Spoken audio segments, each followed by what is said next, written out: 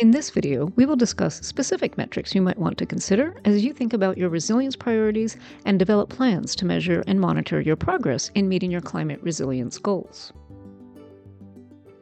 What are some examples of metrics that can be applied to resilience priorities and projects? Before we get to specific examples, we want to emphasize that when thinking about developing metrics, it is important to think in terms of monitoring progress rather than solely in terms of a post-project evaluation. While all projects should be evaluated, and you should have metrics for that, moving towards equity and building social resilience is a long-term endeavor that requires constant evaluation, monitoring, and adjustment. How do you evaluate your priorities and measure their associated impacts? One place to start is with what types of added benefits you plan to bring to your communities, and specifically to EJ neighborhoods and other priority populations. There are a few ways to think about measuring these benefits. Benefits can be thought of in terms of direct benefits. These are benefits that directly reduce the impacts of climate change. For example, projects that create flood mitigation or heat resilience.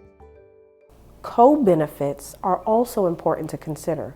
What additional benefits not directly included in a project's goals will be realized through the project? Relational benefits like social connectedness, social cohesion, and trust are an important measure of equity and social resilience. For example, does the process or project create the conditions to support new community relationships or partnerships? There are several monetary benefits that can also be monitored over the long term.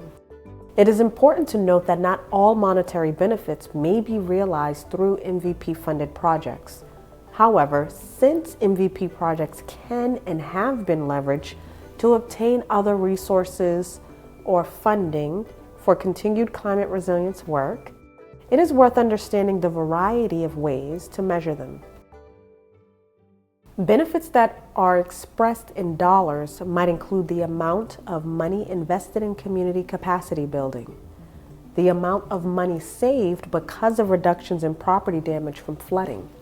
Estimating avoidance costs may require engaging either a consultant or the assistance of an economist from a local college or university.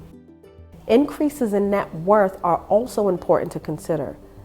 This looks at increases in the assets or reductions in liabilities. For example, does a project contribute to increases in the value of homes, and if so, who experiences that increase? Another way to think about benefits is whether they are one-time or short-term benefits or ongoing longer-term benefits. A one-time benefit is something like the number or quality of jobs created to build a resilience project. Ongoing benefits occur over the longer term, which is why we emphasize thinking in terms of monitoring benefits. An ongoing benefit might be something like a decrease in asthma visits to the emergency room due to increased use of public transit and associated reductions in air pollution, or decreases in food insecurity through a community garden with long-term sustainable funding provided to the project. Finally, it is important to measure both tangible and intangible benefits. Tangible benefits are those that can be counted and quantified, like the number of residents funded to participate in capacity building, or the number of contracts with underrepresented vendors or community organizations to support the project. Intangible benefits are the embodied experiences and perceptions of your residents. Do they feel welcomed in your planning processes? Are they seeking other opportunities to participate in the wider community? Some of the measures of benefits can be combined. For example, you can have a one-time benefit that can be expressed in dollars, the amount of money spent paying participants during the community engagement process. Or you can have an indirect benefit that is also ongoing. For example, you plan to increase access for immigrant community members in the engagement process. And in doing so, you facilitated a long-term relationship between immigrant community members and a community-based organization, building community connections and social capital. We've discussed these ideas primarily in terms of monitoring and evaluating your climate resilience priorities. However, it is worth mentioning that these concepts are also useful as you review and refine your resilience priorities and the benefits that can be created from them with environmental justice and equity in mind.